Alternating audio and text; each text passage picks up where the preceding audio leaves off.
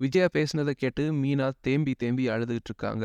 அப்ப வீட்ல இருக்க எல்லாருமே அண்ணாமலைக்கு ஆக்சிடென்ட் ஆயிருச்சு அப்படின்னு ஒரு சோகத்துல இருந்ததுல விஜயாக்கு டோஸ் குடுத்து மீனாவுக்கு சப்போர்ட் பண்ண யாருமே இருக்கல. ஈவன் முத்துவே அம்மா கொஞ்ச நேரம் அமைதியா இருங்கம்மா, என்ன பேச வைக்காதீங்க அப்படின்னு சொன்னாலும் முத்துவாலையும் விஜயாவ கண்ட்ரோல் பண்ண முடியல. விஜயா அந்த அளவுக்கு கோபம் கொண்டு மீனா மேல கத்து கத்துன்னு கத்துறாங்க. மீனாவால பொறுத்துக்கவே முடியல. ஒரு கட்டத்துக்கு மேல அண்ணாமலை கண் முழிக்கல. ஆனா அவர நீங்க பார்க்கலாம் அப்படின்ற மாதிரி டாக்டர் சொல்றாரு. அப்ப உடனே வீட்டுக்காரங்க எல்லாருமே போயிட்டு அந்த கண்ணாடி வழியா அண்ணாமலைய பார்த்துக்கிட்டு இருக்காங்க. ஆனா மீனாவும் அதுல இருந்து பார்த்துட்டு அப்படியே கொஞ்ச நேரத்துல அந்த இடத்த விட்டு அப்படியே கிளம்பி மத்த பக்கம் போறாங்க. இருந்து யோசிக்கிறாங்க. ஒருவேளை அத்தை சொல்ற மாதிரி என்னால தான் மாமாவுக்கு இப்படி நடந்திருக்குமோ, நான் தான் இது எல்லாத்துக்கும் காரணமோ, ஒருவேளை அத்தை சொல்றது சரிதானோ அப்படின்னு யோசிச்ச மீனா, இனிமேலும் நான் இங்க இருந்தேன் அப்படின்னா மாமாவோட உயிருக்கு இன்னும் ஆபத்தாயிரும், கிளம்புவோம் அப்படின்னு சொல்லி மீனா நேரா கிளம்பி போயிடுறாங்க.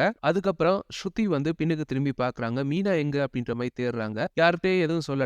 ஹாஸ்பிடல் முழுக்க தேடுறாங்க. மீனாக்கு ஃபோன் பண்றாங்க. மீனா ஆன்சர் பண்ற மாதிரி தெரியல. அப்ப உடனே முத்து கிட்ட சொல்றாங்க, மீனாவ காணல அப்படின்ற மாதிரி சொல்றாங்க. முத்துவுக்கு பயங்கர ஷாக்கு. எல்லாம் இவங்களால தான். பேசி பேசியே அவள தொரத்தி விட்டாங்க. எங்க போனாலோ தெரியல அப்படின்ற மாதிரி விஜயாவ பார்த்து திட்டுறாரு முத்து. உடனே விஜயா சொல்றாங்க, என்ன என்ன என்ன திட்டிட்டு இருக்க? அவள அப்பவே நான் சொன்னேன்ல வீட்ட விட்டு வெளிய அனுப்ப சொல்லி. நீ தான் கேட்கல. நீ மட்டும் இல்ல, உங்க அப்பா, உன் தம்பி யாருமே கேட்கல.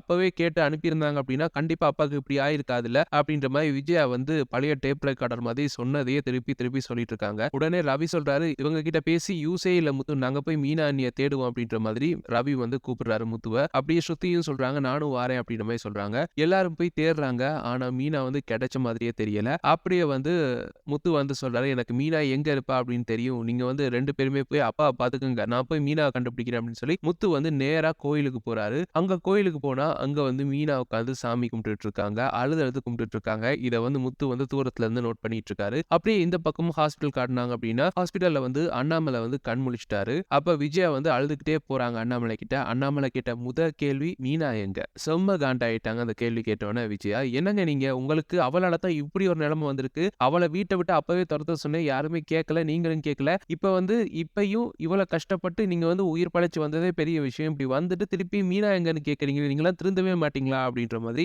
விஜயா கேக்குறாங்க. அந்த டைம் பார்த்து அங்க ஸ்ருதியும் ரவியும் உள்ள வராங்க. உள்ள வந்தோடனே மீனா எங்க மீனா எங்கன்னு மறுபடியும் அண்ணாமலை கேட்டுக்கிட்டு இருக்காரு. எல்லாருமே மீனா எங்கன்னு சொல்லாம ஆளுக்கு முழிச்சிட்டு இருக்காங்க. உடனே ஸ்ருதி கேக்குறாங்க, என்ன சொல்லுங்க ஆண்டி, மீனா எங்கன்னு சொல்லுங்க. நீங்க தானே துரத்தி விட்டீங்க, அது சொல்ல மாட்டீங்களா அங்கிள்ட்ட அப்படின்ற மாதிரி கேக்குறாங்க. உடனே கடுப்பான அண்ணாமலை இந்த சிச்சுவேஷன்லயும் திருந்துற மாதிரி தெரியல அப்படின்ற மாதிரி விஜயா பார்த்து கேக்குறாரு. விஜயா சொல்றாங்க, இல்ல இல்ல அவளால தான் உங்களுக்கு இந்த நிலைமை. அவ மட்டும் இல்ல அப்படின்னா நீங்க இந்த நிலைமையில இங்க படுத்திருக்க மாட்டீங்க அப்படின்ற மாதிரி விஜயா சொல்றாங்க. ஆமா, அவ தான் ஆள் அனுப்பி என்ன இப்படி ஆக்சிடென்ட் பண்ணி விட்டாளா அப்படின்ற மாதிரி அண்ணாமலை கேக்குறாரு. அநியாயத்துக்கு அந்த அப்பாவி பொண்ணை திட்டியே அனுப்பிட்டியே விஜயா அப்படின்ற மாதிரி செம்ம கோவத்துல கத்துறாரு அண்ணாமலை. உடனே டாக்டர்ஸ் அங்க வராங்க. நீங்க டென்ஷன் ஆகக்கூடாது. இந்த டைம் நீங்க நார்மலா இருக்கணும். இப்படி டென்ஷன் ஆனீங்க அப்படின்னா பெரிய பிரச்சனை ஆயிரும். அதனால அமைதியா இருங்க. நீங்க எல்லாம் ஏன் அவரை டென்ஷன் பண்ணிட்டு இருக்கீங்க? கிளம்புங்க கிளம்புங்க அப்படின்னு எல்லாரும் கிளம்புறாங்க. விஜயா அங்க நின்னு அழுதுகிட்டே இருக்காங்க. அப்ப டாக்டர்ஸ் சொல்றாங்க, ஏமா அழுதுகிட்டே இருக்கீங்க அவர் முன்னாடி? அவர் இன்னும் டென்ஷன் படுத்தாதீங்க அப்படின்ற மாதிரி சொல்றாங்க. உடனே அண்ணாமலை சொல்றாரு, என் டென்ஷனே இவ தான். இவளை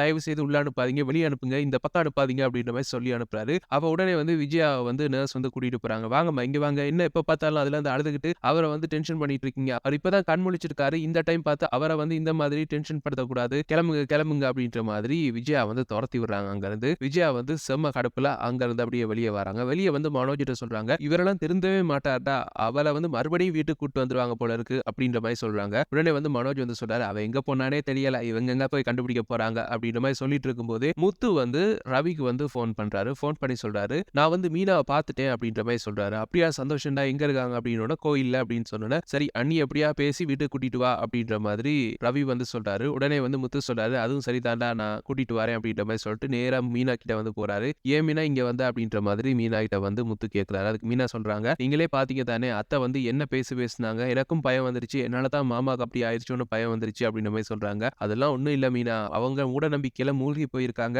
நீயும் அதே மாதிரி இருக்க போறியா அப்படின்ற மாதிரி கேட்கிறாரு முத்து. இல்லங்க, இருந்தாலும் எனக்கு பயமா இருக்கு, நான் கொஞ்ச நாளைக்கு அம்மா வீட்டுல இருந்துட்டு வரேன் அப்படின்ற மாதிரி சொல்றாங்க. அதுக்கு முத்து சொல்றாரு, உனக்கு மனசு ஆறுதலுக்காக அம்மா வீட்டுல போய் இருக்க போற அப்படின்னா இருந்துட்டு வா, எந்த பிரச்சனையும் கிடையாது. ஆனா அம்மா எப்படி சொல்லிட்டாங்க அதுக்காக போறேன் அப்படின்னு சொன்னா நான் விடவே மாட்டேன் அப்படின்ற மாதிரி முத்து சொல்றாரு. உடனே மீனா சொல்றாங்க, இல்ல இல்ல மனசு ஆறுதலுக்கு தான் நான் போறேன் அப்படின்ற மாதிரி சொல்றாங்க. போகும்போது முத்து சொல்லிட்டு இருக்காரு, ஒருவேளை அப்பாக்கு இப்படி ஆக்சிடென்ட் ஆனதுக்கு காரணம் அருணா இருக்குமோ அப்படின்ற மாதிரி கேட்கிறாரு. உடனே மீனா சொல்றாங்க, அவர் எங்க இப்படி பண்ண போறாரு அப்படின்ற மாதிரி சொல்றாங்க. இல்ல எனக்கு சந்தேகமா இருக்கு. அன்னைக்கு கூட அவன் சொன்னான், கோவத்துல சொன்னான், அப்பா நான் ஆக்சிடென்ட் பண்ணி தூக்குவேன் அப்படின்ற மாதிரி சொன்னான். ஒருவேளை அவன் தான் பண்ணானோ தெரியல அப்படின்ற மாதிரி சொல்லிட்டு நேரா மீனா வீட்டுக்கு போனோம்னா, அங்க வந்து பார்த்தோம்னா அருணும் சீதாவும் உட்கார்ந்திருக்காங்க. அருண் வந்து கொஞ்சம் திருந்துற மாதிரி சீதா கூட நார்மலா இருக்காரு. வீட்ல வந்து எல்லார் கூடயும் சகஜமா பேசி பழகிட்டு இருக்காரு. உடனே வந்து முத்துவ பார்த்தோம்னா லைட்டா முறைச்சாலும் ஒண்ணுமே சொல்லாம அதுக்கு பிறகு பார்த்து சிரிக்கிறாரு. முத்துவுக்கும் என்ன பண்றது அப்படின்னு தெரியல. என்ன இந்த திடீர் மாற்றம்? ஒருவேளை அப்பாக்கு இப்படி எல்லாம் பண்ணிட்டு நம்ம கிட்ட நல்லவன் நடிக்கிறானா அப்படின்ற மாதிரி யோசிக்கிறாரு முத்து. உடனே வந்து அருணை வந்து கூப்பிடுறாரு ஒரு தனியா வர சொல்லி.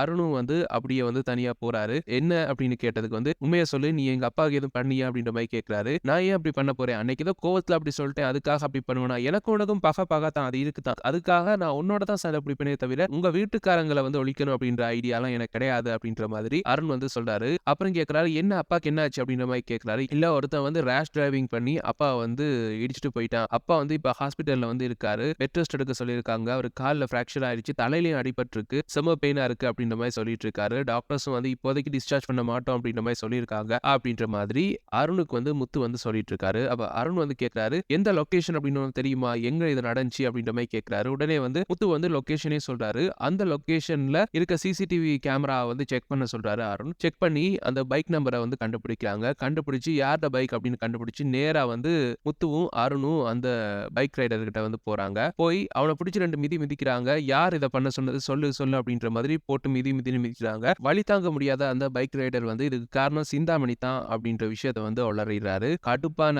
முத்து வந்து நினைச்சேன் இவளாதான் இருக்கும், இவ தான் இந்த மாதிரி கேவலமான வேலை பாப்பா. இப்ப வந்து அம்மா மூலமா வந்து ஒரு சாமியார வீட்டுல தூது விட்டு அங்க வந்து மீனா வந்து வீட்டை விட்டு வெளியே போனாதான் வீட்டுக்கு நல்லது அப்படின்னு சொன்னது மட்டும் இல்லாம அதை வந்து உண்மையாக்குறதுக்கு வந்து அப்பாக்கு ஆக்சிடென்ட் பண்ண வச்சு இவ்வளவு வேலை பார்த்திருக்கா. இப்படி ஒரு கேவலமான ஒரு பஜாரியா நான் லைஃப்ல பார்த்ததே இல்லை அப்படின்ற மாதிரி முத்து சொல்லிட்டு இருக்காரு. உடனே வந்து அருண் வந்து சொல்றாரு, அப்ப நேரா போலீஸை கூட்டிட்டு போய் அரெஸ்ட் பண்ணுவோம் அப்படின்ற மாதிரி சொல்றாரு. இல்ல நான் போறேன், அதுக்கு பிறகு உனக்கு வந்து நான் கால் பண்றேன், அதுக்கு பிறகு போலீஸ் அனுப்பு அப்படின்ற மாதிரி சொல்லிட்டு நேரா வந்து சிந்தாமணி வீட்டுக்கு வந்து போறாரு. அங்க வந்து பார்த்தா சிந்தாமணி வீட்டு வாசல்ல சிந்தாமணியும் சிந்தாமணியுடைய மகள் ரேகாவும் வந்து அங்கதான் இருக்காங்க. முத்து வந்து செம்ம கோவத்துல அங்க போய் சிந்தாமணியை கிளின்னு கிளிக்கிறாரு. எவ்வளவு கேவலமான பொம்பளை நீ, என் பொண்டாட்டி மேல உனக்கு அப்படி என்ன கோவம்? தொழில் போட்டி அப்படின்னா தொழில காட்டணும், அதை விட்டுட்டு இப்படி வந்து பர்சனலா வந்து எல்லாம் பண்ணக்கூடாது அப்படின்ற மாதிரி திட்டுறாரு. உடனே வந்து ரேகா வந்து கேக்குறாங்க, என்னாச்சு அப்படின்னு கேட்டோன்னே முத்து வந்து நடந்த விஷயத்த வந்து சொல்றாரு. இதை கேட்டோன்னே ரேகாக்கு பயங்கர ஷாக்கு. இதனாலதான் அப்பா வந்து உன்னை விட்டு போனாரா? நீ வந்து பூ கட்டுற தொழில் பண்ற அப்படின்னு சொல்லிட்டு இப்படி கட்ட பஞ்சாயத்து பண்ணிட்டு இருக்கல, நீ திருந்தவே இல்லம்மா அப்படின்ற மாதிரி ரேகா வந்து அவங்க அம்மா வந்து திட்டுறாங்க. சிந்தாமணிக்கு என்ன பண்றது அப்படின்னே தெரியல. அப்படியே ஷாக்கிங்கா வந்து இதை வந்து பாத்துக்கிட்டு இருக்காங்க. உடனே வந்து உன்னை என்ன பண்றேன் பாரு அப்படின்ற மாதிரி முத்து வந்து மிரட்டுறாங்க. உடனே வந்து ரேகா வந்து சொல்றாங்க, இப்ப நீ திருந்துற மாதிரி தெரியல, மறுபடியும் அவரை மிரட்ட தான் பாக்குறல, உன்னோட அந்த ரவுடிசத்தை வந்து விடவே மாட்டேலமா அப்படின்ற மாதிரி ரேகா வந்து கேக்குறாங்க. இல்லம்மா அப்படின்ற மாதிரி ரேகாட்ட பேசிட்டு இருக்கும் போதே முத்து வந்து உடனே வந்து அருணுக்கு வந்து போன் பண்றாரு வர சொல்லி. உடனே அருணும் வந்து வராரு. போலீஸ் வந்து வந்துகிட்டு இருக்கு, நேரா இவளை தூக்கி உள்ள போட்டோம் அப்படின்னா இன்னும் நிறைய விஷயம் வந்து வெளியில வரும் அப்படின்ற மாதிரி அருண் வந்து சொல்லிட்டு இருக்காரு. போலீஸ் வருது அப்படின்னு தெரிஞ்சோன்னா சிந்தாமணி அந்த இடத்தை விட்டு ஓட பாக்குறாங்க. முத்துவும் அருணும் வந்து சிந்தாமணியை ஓட விடாம தடுத்து நிறுத்துறாங்க. அப்படியே வந்து ரேகாவும் சொல்றாங்க, கண்டிப்பா வந்து இவங்களை வந்து போலீஸ் ஸ்டேஷன்ல அனுப்பி எடுக்கத்தான் வேணும், இல்ல அப்படின்னா அம்மா வந்து திருந்தவே மாட்டாங்க, இருங்க நான் டேடிக்கு சொல்றேன் அப்படின்ற மாதிரி அவங்க அப்பாவுக்கு வந்து போன் பண்ண போறாங்க. உடனே சிந்தாமணி வந்து சொல்றாங்க, வேணா அவருக்கு போன் பண்ண வேணாம் அப்படின்ற மாதிரி சொல்றாங்க. இல்ல நான் சொல்லத்தான் போறேன் அப்படின்ற மாதிரி ரேகா வந்து அப்படியே போன் எடுத்துட்டு போறாங்க. அந்த டைம் வந்து பார்த்து போலீஸும் அங்க வராங்க. போலீஸ் வந்து கேக்குறாங்க, யாரு இந்த பொம்பளையா அப்படின்ற மாதிரி கேக்குறாங்க. ஆமா அப்படின்னோட சிந்தாமணியை வந்து அரெஸ்ட் பண்ண வராங்க. சிந்தாமணி வந்து சொல்றாங்க, என்னை பத்தி தெரியும்ல, நான் எப்படிப்பட்ட ஆள்னு தெரியும்ல, நான் எவ்வளவு பெரிய ஆள்னு தெரியும்ல அப்படின்ற மாதிரி தன்னை பத்தி பில்டப் பண்ணிக்கிட்டே இருக்காங்க. போலீஸ் வந்து சொல்றாங்க,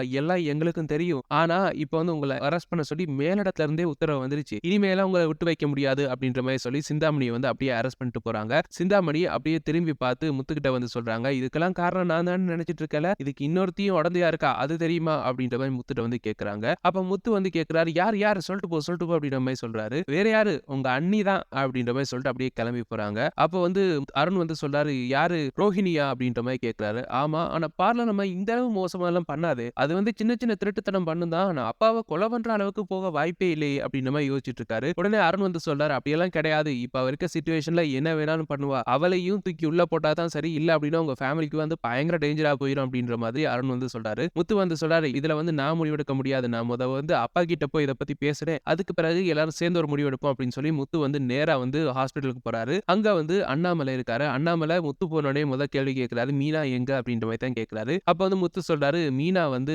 அவங்க அம்மா வீட்டுல இருக்கா, நான் தான் அங்க விட்டுட்டு வந்தேன், அவ கொஞ்சம் மனசு சரியில்லை அப்படின்ற மாதிரி சொல்லிட்டு இருந்தா அப்படின்ற மாதிரி சொல்றாரு. இவ தான் இப்படி தேவையில்லாம வந்து இந்த மூட நம்பிக்கையில நம்பி மீனா மீனா தான் இதுக்கு காரணம் அப்படின்ற மாதிரி சொல்லிட்டு இருக்கா அப்படின்னா மீனாவும் அதை நம்பிட்டாளா அப்படின்ற மாதிரி அண்ணாமலை வந்து கேட்கறாரு. என்னப்பா பண்றது, அம்மா வந்து அவ்வளவு திட்டுறாங்க, அதை மீறி அவங்க நின்னா அப்படின்னா உங்க மேல அவளுக்கு பாசம் இல்ல அப்படின்ற மாதிரி ஆயிரும்ல அப்படின்ற மாதிரி முத்து வந்து சொல்லிட்டு இருக்காரு. அது மட்டும் இல்லாம உங்க ஆக்சிடென்ட்க்கு முக்கியமான காரணம் யார் அப்படின்றத கண்டுபிடிச்சிட்டேன்பா அப்படின்ற மாதிரி சொல்றாரு. யாரு அப்படின்னு ரோஹிணி அப்படின்னு சொன்னோன்னா பயங்கர ஷாக் ஆறாரு அண்ணாமலை. அப்படியே இந்த எபிசோட வந்து முடிக்கிறாங்க. இதுதான் நாளைக்கு எபிசோட்ல நடக்கும் அப்படின்னு சொல்லி நாங்க ப்ரெடிக்ட் பண்ணிருக்கோம். எங்களுடைய இந்த ப்ரெடிக்ஷன்ஸ் எப்படி இருக்கு அப்படின்னு கூட கருத்துக்களை கீழே கமெண்ட்ஸ் வாயிலாக தெரிவிச்சுக்கோங்க. மேலும் ப்ரெடிக்ஷன்ஸை பெற்றுக்கொள்ள எங்க சேனலை மறக்காம சப்ஸ்கிரைப் பண்ணி இணைந்திருங்க. தேங்க்யூ.